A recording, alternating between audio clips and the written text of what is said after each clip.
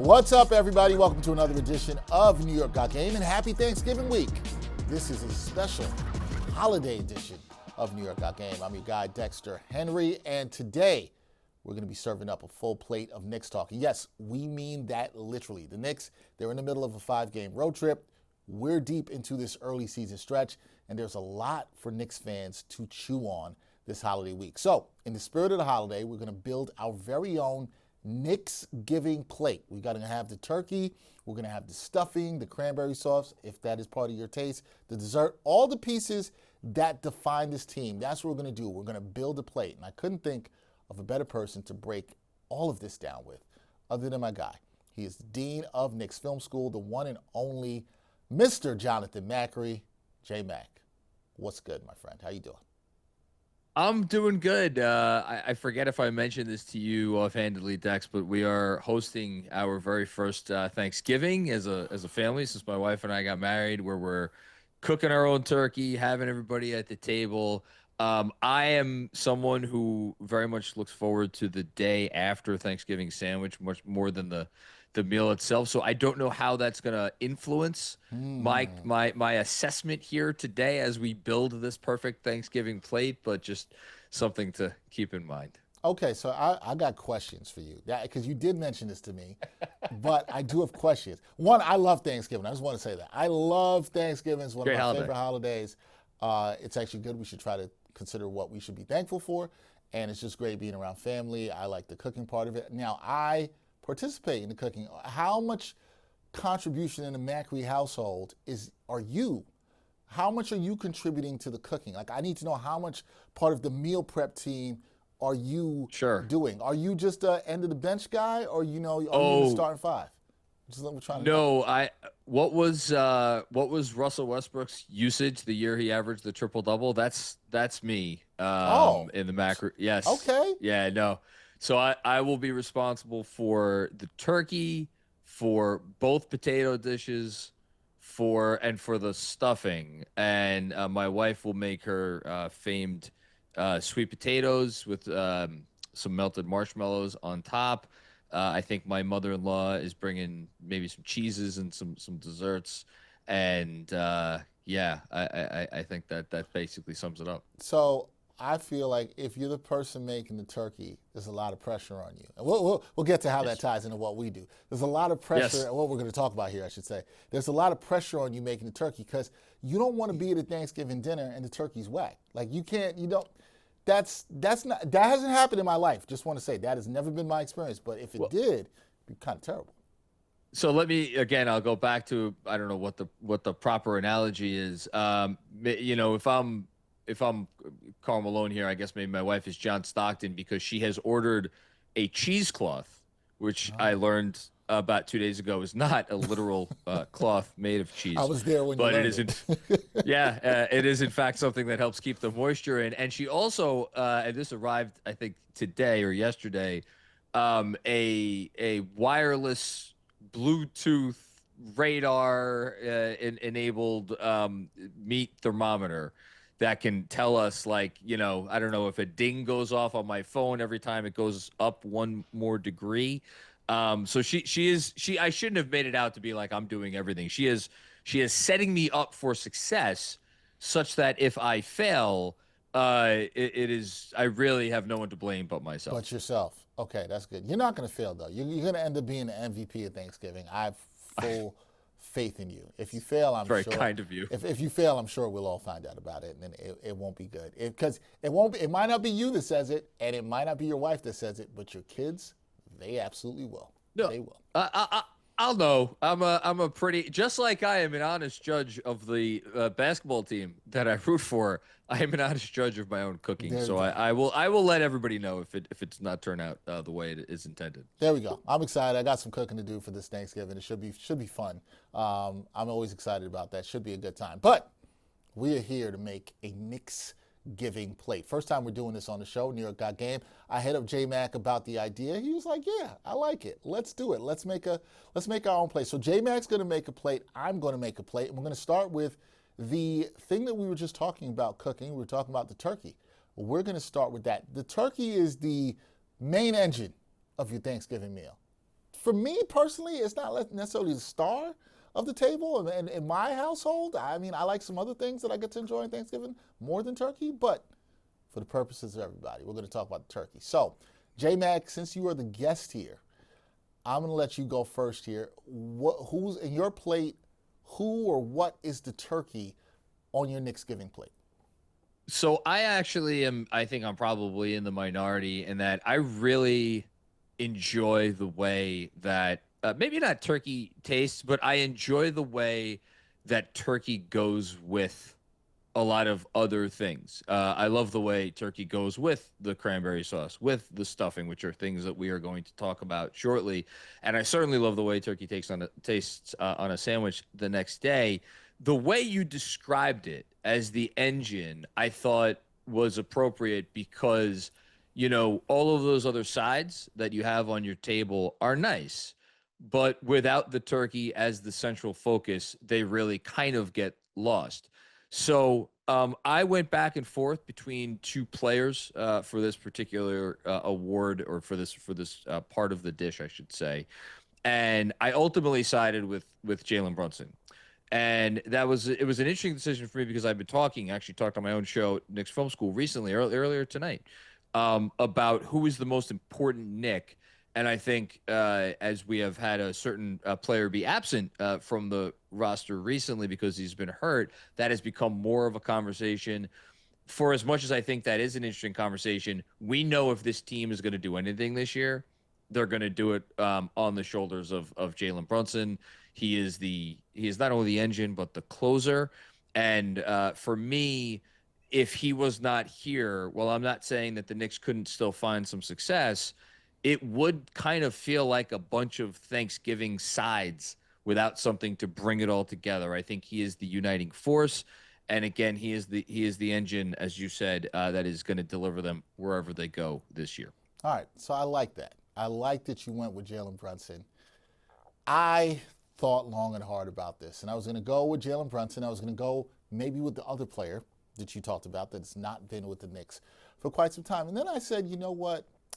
Particularly because of this season, and we're talking about this season, so I'm going to go a little bit different with the turkey here, okay? And I see your face, J-Mac. You're like, where's Dex going on this? Where is I'm he so going? fascinated Like, to where's he hear where going this on is going this? to go. So I said, I thought about this season, I thought about the offseason, and I thought about what the Knicks changed. And I said the biggest change was Mike Brown. And Mike Brown is my turkey here.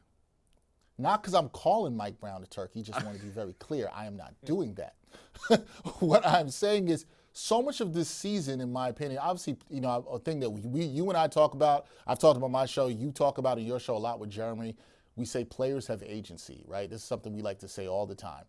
And I think oftentimes a lot is put on coaches, but the coach was the biggest change that this team made this season. It was the biggest change was changing the coach and the philosophy. We've already seen how some players have bought in to his offensive philosophy. Knicks, they're fourth at the time of us recording this in offensive rating.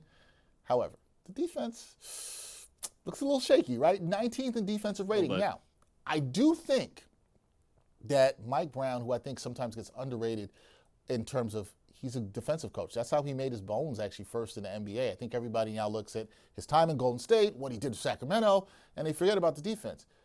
Do I think this team can get closer to a top 10 defense? I do. I don't like the way they've looked recently. I understand that. I think if he can do that and help the Knicks get there and players buy in and some players start playing like they're supposed to, or they get another player back who's a very important defensive player, I think they can get to where they need to be. Now, I say all that to say it isn't all on him. But I'm calling him the engine here this season because he's the change that I think can drive a lot of the change that we've already seen with this team offensively, and maybe the change that is to come or not to come defensively for this team.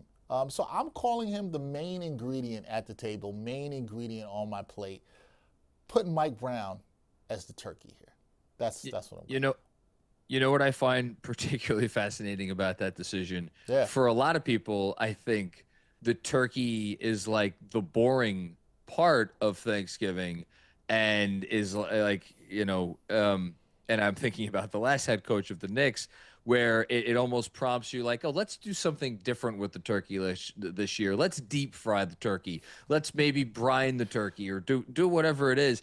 And it feels like the Knicks reached a point this past summer where they said, you know what, we're gonna try to go in a bit of a different direction here. It was kind of getting a little dry, and so and now we're in this early portion of the season where I think that people are still trying to figure out whether that change is going to be an inspired one or whether, they maybe should have gone with stuck with the tried and true.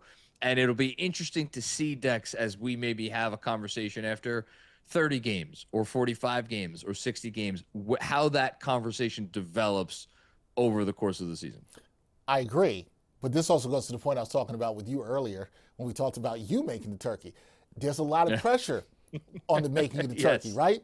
You don't want to be the person that messes up the turkey because that's all everybody will remember after Thanksgiving is that you messed up the turkey. Mike Brown's got a lot of pressure on him. We know this. we know this. And again, I was hesitant to put him on this because of what I always say, and you say too, is that players have agency. But as a coach, changing the philosophy is not easy. You said, what did you say? You said they maybe deep fried the turkey. Maybe they brined the turkey a little bit more. Whatever change you want to use for Mike Brown, it's a different turkey, but it's a big part of the table. That's why I say I like your pick for Jalen Brunson. I don't think that's wrong. I like your plate's looking good. I got no problem with that. That's fine. If I could start my play with Jalen Brunson, I'm feeling pretty good. You're doing pretty good. I would agree with that. Okay, I got Mike Brown as my turkey. J-Mac's got Jalen Brunson. The next thing we're gonna do is, this is for me, one of my favorite sides. Okay, stuffing. You also can't mess up the stuffing. You mess up the stuffing, get out of here. Like, can't be messing up the stuffing. I think stuffing, and I kind of describe the stuffing here, J-Mac, in terms of making these categories, the underrated ingredient, right? Because I think it's such an underrated staple of your Thanksgiving plate. So what is the stuffing for you when it comes to your Knicksgiving plate? Well, I don't know that it quite fits anymore, or rather, I should say, if he was underrated, I certainly don't think he's underrated now, and that's OG Anunoby. And I like the description of the stuffing as like the underrated star of the plate, because when people think of stuffing, they're like, it's it's even in the word, it's stuff, but if you don't have stuffing, you don't have Thanksgiving. And it's my favorite ingredient on the plate, and it is the thing, I know I said the turkey kind of ties everything together. The stuffing is the thing that could put it over the top. And that's why, for me, OG Anunoby is the easy choice here, because I think you've seen now over the last however many games it's been, I guess 3 games or 4 games without him, this team is not going anywhere without OG. He takes on the most difficult defensive assignment every night. He slots everybody else into their proper roles on that end of the floor. Obviously, he's good at hitting threes. On the other end, he just gives them more size. He makes them more physically intimidating, more of a physical presence.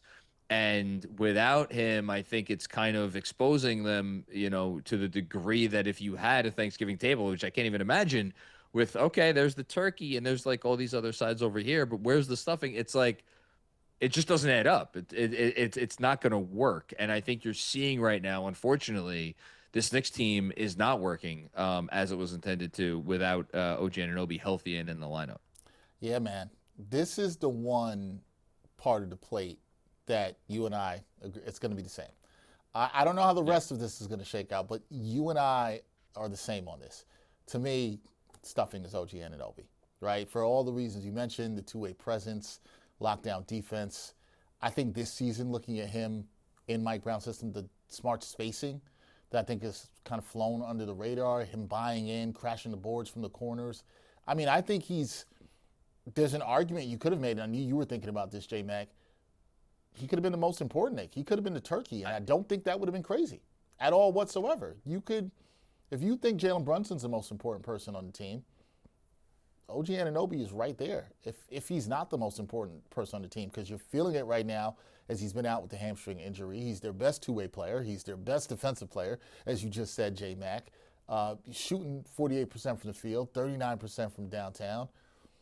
I mean, again, the Knicks are just feeling it right now, and how their defense is set and everything that they could do if they want to get to the heights that I'm talking about, that I talked about with Mike Brown earlier, and maybe getting there into a top 10 or 12 defense. They're gonna have to do that with OG Anunoby. So I'm with you too. I love some stuffing. Stuffing to me, yeah, you don't have Thanksgiving dinner without the stuffing. Like, if you do, I don't want to be at your house. Like, I don't I, want to do that. So, and the Knicks, you don't want to think about a world of the Knicks trying to compete for a title without OG Anunoby. You want that stuffing, of course. I mean, just to put some numbers on it, they've played three. There's been 347 minutes this season where OG Anunoby has not been on the floor, either because he's been on the bench in a game where he's been healthy or he's been hurt. In those 347 minutes, this is per NBA.com, they're getting outscored by 8 points per 100 possessions. That's like would be a bottom, 5 or 6 number in the league. That's really, really rough. And again, it just speaks to how he is, again, in that discussion for, just like stuffing is in the discussion right there with the turkey.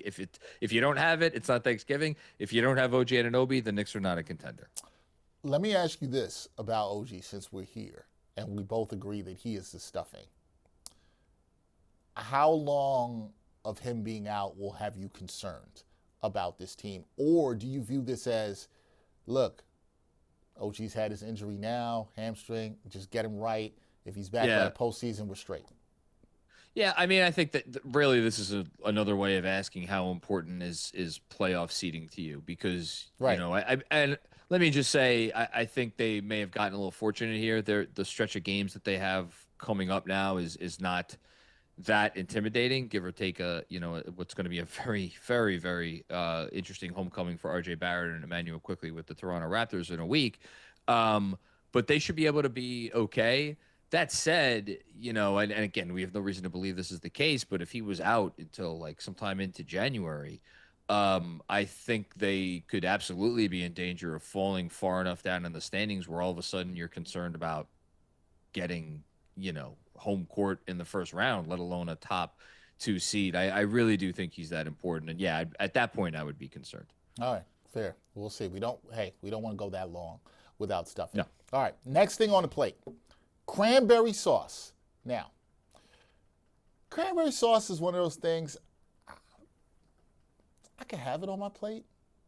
Oh, Always need it on my plate. I don't dislike it. very interesting. Dislike would be strong, but I'm just saying personally for me, this is not how I'm defining this category.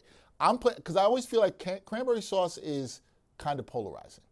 Some people love it, some people hate it. I'm in the middle. I'm a little indifferent on it. Like, I'll have it. I like it because I like cranberry sauce.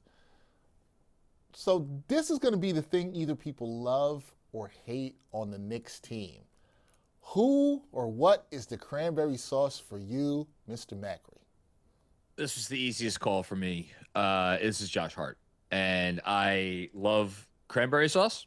And I love Josh Hart. It doesn't mean that cranberry sauce is perfect. Doesn't mean that Josh Hart is perfect. There are times where like you can have cranberry. Like, here's the thing. Nice thing about the Thanksgiving plate is you get everything piled on there, and you kind of mix and match, and you could take a bite of food, a bite of your from your Thanksgiving plate with, and if you have cranberry with like the wrong other thing, it's like, I kind of wish that wasn't there. I wish I could do away with that. And there are certainly times over the course of, especially the last couple of seasons here with Josh Hart, where he's out there and you may wish he wasn't. At the same time, my favorite bite of food maybe my favorite bite of food for the entire year is the day after Thanksgiving, where I make my day after Thanksgiving sandwich and I pile my turkey and my stuffing on, and then I spread some mayo on the roll, and right next to on top of the mayo, I put my cranberry sauce. And there is something about that blend of the cranberry sauce and the mayo. I know I'm really getting into the weeds here, that will elevate that sandwich to the level of like, it's an 11 out of 10. And to me, when Josh Hart is going right, that's what he does for your basketball team. When he's shooting it confidently, especially from the corners, which, by the way, he's been doing this year. When he's flying around, when he's grabbing those 70-30 balls that Steve Kerr talked about when he was on the Olympic team. And I just think, especially as I think that, the Knicks are maybe going through some of these troubles, people are questioning, at least I'm questioning, with some of the moves they made in recent years. Have they lost too much of what made them, made them special? Josh Hart to me is like he is even more vital because the role he has in the locker room and to the culture, and even if it's not always what you want on your plate, I think at the end of the day, again, similar to turkey and similar to stuffing, you can't imagine your Thanksgiving without it. And so at the end of the day, you're hoping that Josh Hart is that cranberry sauce on that Black Friday sandwich. That's Yes. that's what you're hoping that he is. Okay, Yeah, I see that. absolutely. And I do think to what you're saying about Josh Hart, and everybody knows you're a big Josh Hart fan. I love the way Josh Hart plays. A lot of people around the Knicks love the way he plays. A lot of former Knicks love the way he plays. He has become, I don't want to say polarizing, but kind of in the fan base in the last year. Absolutely has. Yeah, he absolutely has. I saw it through the playoff run last year where I was like, man, and I'm not saying it wasn't warranted because there were times where he was not good. And it was definitely warranted, but I definitely saw that polarization there. So, okay, I thought about this with the cranberry sauce. And I think the other player here is probably pretty obvious. And for me, it's Cat. Karl Anthony Towns. Look, Cat has called himself one of the greatest shooting big men of all time. I was just on with J Mac on his show, NBA Takedown, the other day. We were talking about Cat and whether or not he's a top 5 center in the league, right? We know how well he can score from the outside and inside and out. When he's locked in, to put a little Thanksgiving theme here, it's a feast. When he's off, he's that polarizing side dish. Like J Mac said, you might want him as the cranberry sauce touching the other parts of things on your plate, and sometimes it works, sometimes it doesn't hit. And that's it. This season, look, it's been interesting. Averaging just under 22 points a game. He's got 12 and a half boards a game, over almost 3.5 assists. But the shooting hasn't been good. Just 42% from the field. Below 32% from downtown. That's been rough. But I think the thing I think about J-Mac when it comes to Cat that makes him so polarizing and I think so frustrating for the Knicks fans and people who cover the team are the stupid fouls. That's the part that you're just like, I don't know if I want this. Why did we sign up for this? This is hurting the team. This is hurting all the momentum. This is killing some of the joy that you might feel and might have. And so he's maddeningly inconsistent. And when it's good, it's good. Whenever it's good, it's got to be like how you feel about the cranberry sauce on the sandwich on Black Friday. That's how it is. When it's not, you're like, I could get this off my plate. But the part is, you need him. Not maybe as much as like an OG, but you need him to be at his best. You need him to be the cranberry sauce that's hitting like J-Mac likes on his sandwich on Black Friday. That's what you need for the Knicks to get what they want. And I even mentioned the defense, which we know is always going to be shaky, but it's the dumb fouls. If you didn't have the dumb fouls, it would be a lot better. We probably wouldn't be talking about him as cranberry sauce at all whatsoever. But they do exist. Go ahead, J-Mac. You have something to say. I'll say that's some expensive cranberry sauce. That is what you know what? That's part of the story though, right? Some people are like, yo, the cranberry sauce is too expensive. It's too expensive. If I can save money. I can save money. If it's the Josh Hart being the cranberry sauce, you feel differently about it because it didn't cost as much. Yeah. Put it like this. If you're paying as much as you're paying for that cranberry sauce, the Karl Anthony Towns cranberry sauce, when you take that bite of that sandwich on Black Friday, it better have you in the best food coma ever. That's what you need. And sometimes we don't even get a food coma. You're just angry. That's not what you want. No, it's absolutely not. But yeah, I don't. I think it's a great pick, and one that I may return to in a moment. This is gonna be interesting because we were gonna give you a big plate because we don't take too much of your time now. My plate at Thanksgiving a lot more than the amount of food that is here. I will say that. But the last thing we're gonna talk about. Well, actually, I have a bonus thing that I didn't tell you about, but I'm gonna get to that in a second. Okay. Dessert. And how I define dessert, Are you a big dessert guy, J-Mac? Are you like So a big sweets and dessert guy? this is gonna. I don't know if I should say this now because it's gonna influence or it's gonna explain why I picked who I picked for dessert. I will just say very quickly that generally speaking, I am not as big of a dessert person as most. Okay, I'm the same. So you're in good company. You are not alone. But I do enjoy certain desserts and good desserts, particularly at Thanksgiving. Okay, a lot of people, a lot of y'all out there love some dessert. You love some sweets. Brings you joy. I'm not saying it doesn't bring me and J-Mac joy. That's not what I'm saying. But it's the thing that brings you joy, maybe at the Thanksgiving table. And so for dessert, we're going to say this is the part of the team, this Knicks team, that brings joy, whether it's to you, to the rest of the players, whatever it is. So this is the dessert. So J-Mac, who is or what is your dessert on your Knicksgiving plate? So let me first. I'm gonna give a shout out to my wife here, who I was just talking about before. She loves dessert.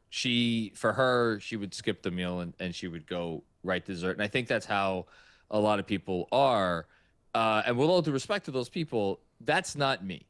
And for me, when I look at the dessert table, and this is because I'm a crazy person, all I'm seeing is calories. And I'm looking at all of these different food items, and I am thinking, is what's really worth the calories? And there are a few things that bother me more than when I take, because here's the thing: you take a slice of pie, you can't put it in your plate and then have one bite of pie and be like, I don't really like this. No, you got to eat the whole thing. Nothing makes me more disappointed when I put some piece of dessert in my plate and I take a bite and I'm like, oh, this isn't it. Wait, and wait, now wait, it's wait, just wait, wait, wait. yeah, Hold on. yeah, Hold yeah. on. If you take the Yep. slice of pie, why do you have to eat? Why do you have to? If you don't like it, it's not good. Why do you have to Oh, force yourself to eat? I'm the guy that eats my daughter's leftover mac and cheese. I feel so bad about wasting food. It's a thing with me. Like leftovers. I'll eat. I'm the leftover king. I That's feel just me. I feel bad about wasting food, but I feel bad about subjecting myself to food that isn't good, and I think I care about Well, that more. maybe I should care about that more. But so again, this is my relationship to dessert, Understood. where I look at. I'm always thinking of like, is this worth it? Right. Is this worth it? Is this worth my investment? Is this worth my time? Is this worth what little space in my belly I have left? And that is why my dessert is Carl Anthony Towns. Yeah. Because for all of the reasons that you just explained why he is your cranberry sauce, for those same exact reasons, he is my dessert because I watch this player and I find myself having the same conversation about him, which is, man, there are some nights where he is going to bring me complete and total and utter joy. And then there are other nights where I will have taken the slice of pie that is underwhelming and I'm going to be sitting at it. I'm going to be saying, man, I wish I did not have this anywhere near me right now. Now, to bring it fully home, you said this is something that really truly provides joy. To me, you could have a great Thanksgiving meal in terms of the entree, the appetizers, the entree portion, but in order for it to really, and this goes for any meal, for it to be that meal that you will never forget, you need the dessert. And that is why, for me, Carl Anthony Towns was the only pick for this because I believe, again, going back to kind of what you just said a minute ago, if this Knicks roster, as currently constituted, wins a championship, it will be because Carl Anthony Towns puts them over the top. Do I think they need him to win every big game down the stretch? Well, that maybe depends on Mitchell Robinson and what he looks like as the season goes along, who also, by the way, is someone I consider for this.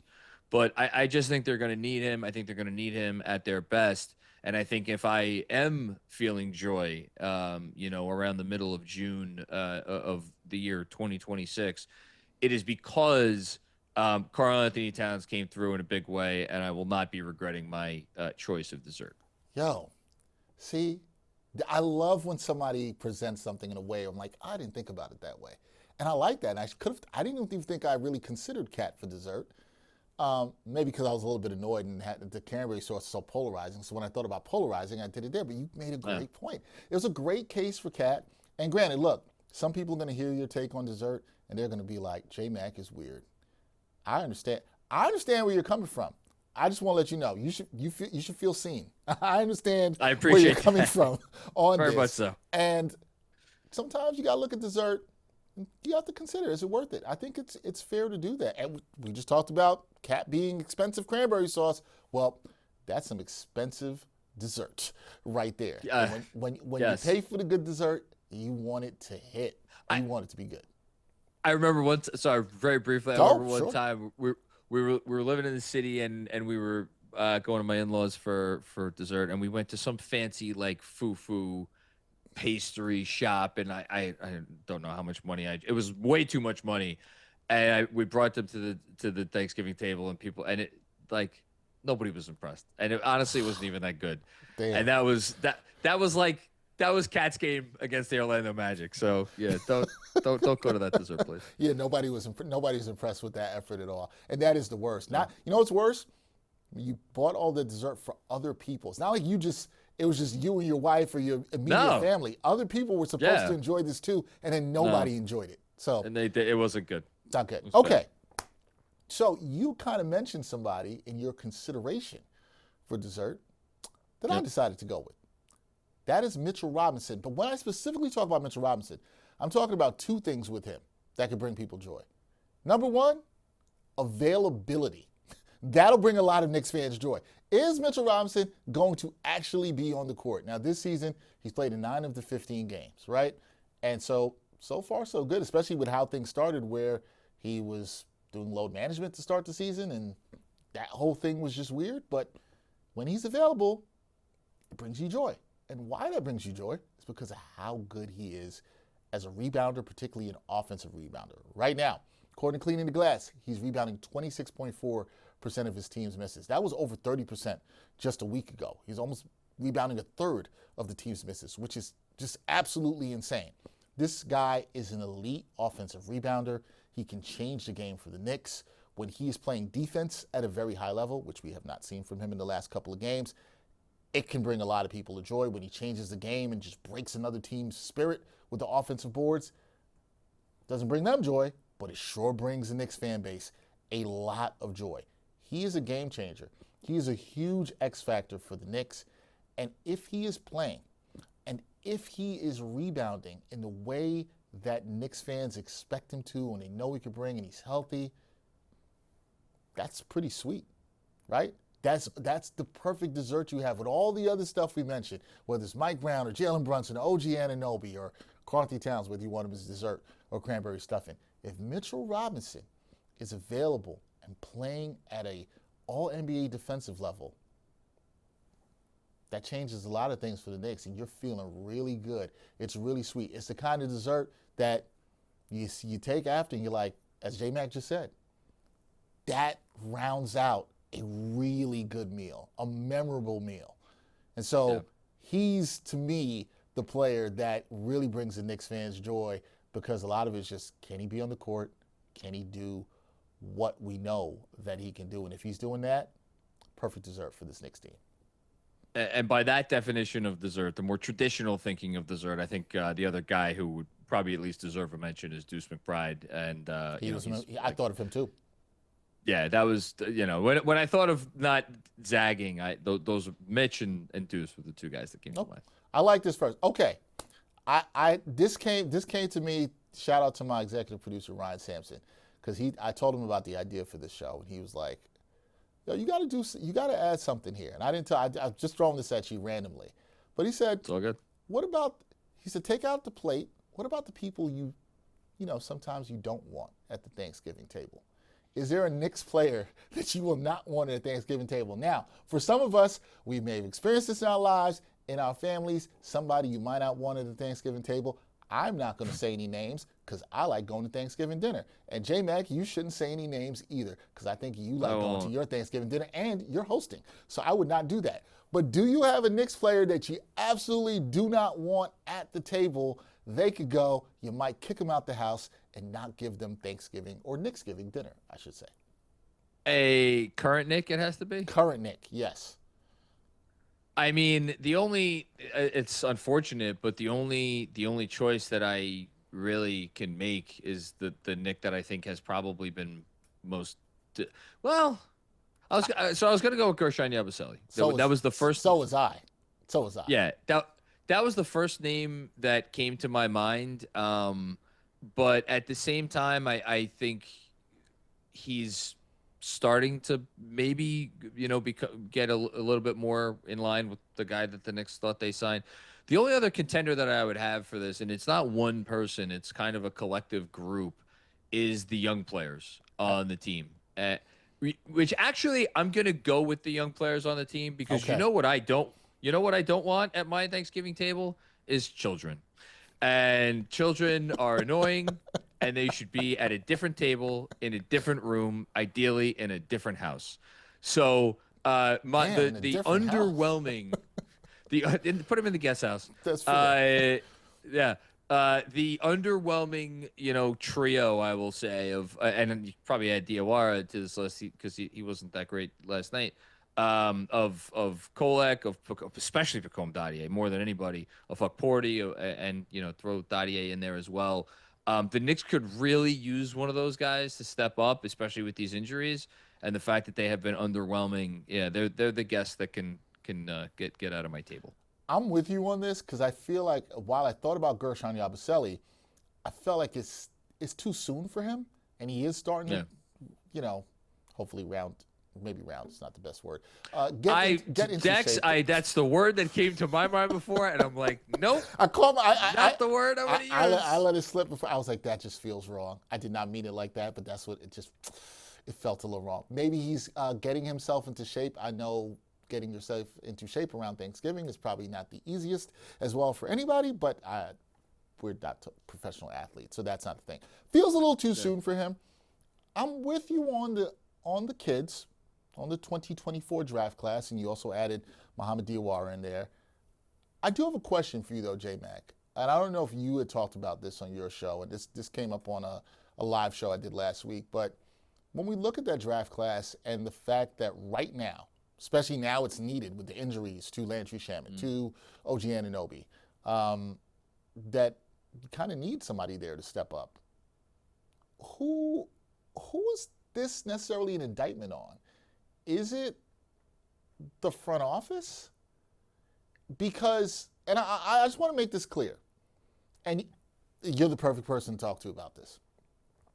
Last season, we had the minutes police out in full force. Mm-hmm. And I will say this just so I'm consistent. I was somebody who said, hey, I think in games against lower level competition, you can find some minutes for Tyler Kolek. You can find some minutes for Ariel Hukporti. You can find a couple minutes for Pacome Dadier. Still, we'll stand by that.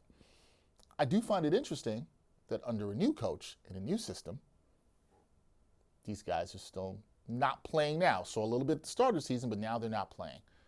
So is it that the front office missed out on them and it's an indictment on them? Or that the coach won't play him or just realizes they're not good enough to play? It's an interesting question. I'm curious as to what you think about that since you would not want them at the table.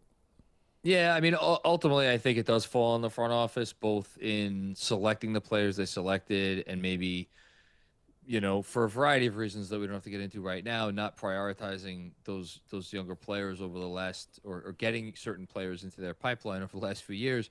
But I will say this, Dex, and this is going to sound odd coming from my mouth because you know that there was no bigger fan of this person than me. I think Tibbs has to be a part of the conversation, reaching up from the grave. The man has not had a job with the organization in 6 months or whatever it is. And yet, because they had Tibbs coaching the team up until this past June, and they knew that, look, we may draft a promising young player. It doesn't mean he's going to play. And is that really the best use of our resources? So when you look at them going and taking a Pacome Dadier, potentially in part, largely maybe, because he was willing to accept less money, where they said, all right, that's a bigger priority, dealing with the aprons, the whole thing, or an older player in Tyler Kolek, who they maybe figured, all right, if Tibbs is ever going to play a young player, it might be this kind of scrappy, player who's older player, more experienced, come in, be a steady hand, as opposed to reaching for someone that may have been a less of a sure thing, more of a developmental project. Now, is that why they made the picks that they made? I don't know. But I mean, the reality was, I think they were very much the front office for a lot of those years, kind of catering to the coach and how he wanted to go about his business. So I do feel at the very least, his name should be mentioned. Although I do think this falls on the front office. All right, that's fair. I think I'm with you on this. People you don't want on the table right now. No shade to anybody, but 2024 draft class, step it up. They're going to need them at some point. So one of these guys has to try to step up. They need somebody right now. We'll see. Then maybe you can get to the adult table. But I'm with you. No kids at the table. You gotta go to the kiddie table.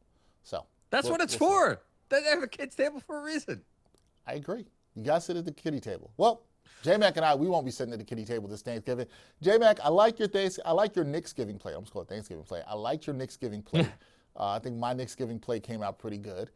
Hopefully, the Knicks get a couple more wins before Thanksgiving, and you have yourself a good Thanksgiving, and that turkey, hopefully it comes out good. If it doesn't, I'm going to check in on you. I'm going to check in on you on Thanksgiving, and I'm going to check in on you on Black Friday to make sure the cranberry sauce is hitting with the turkey and the stuffing on the sandwich, because if it's not, I'm going to be like, what happened there? What went wrong? You may not need to check in on me. I may be calling you for advice mid basting. So we'll see how that goes. All right. But please keep your fingers crossed for me, and I, as always, appreciate you having me on the show and talking a little Knicks basketball here. No, man, appreciate you. Thankful for you and all the great people there at Knicks Film School. Want to wish everybody, all the Knicks fans out there, a happy Thanksgiving. Hopefully you enjoyed this episode, this Knicksgiving edition with myself and J-Mac. Please check out J-Mac and all his work with Knicks Film School. I'm Dexter Henry. We'll catch you next time, another edition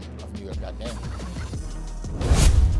And thanks for watching New York Got Game. Boom shakalaka.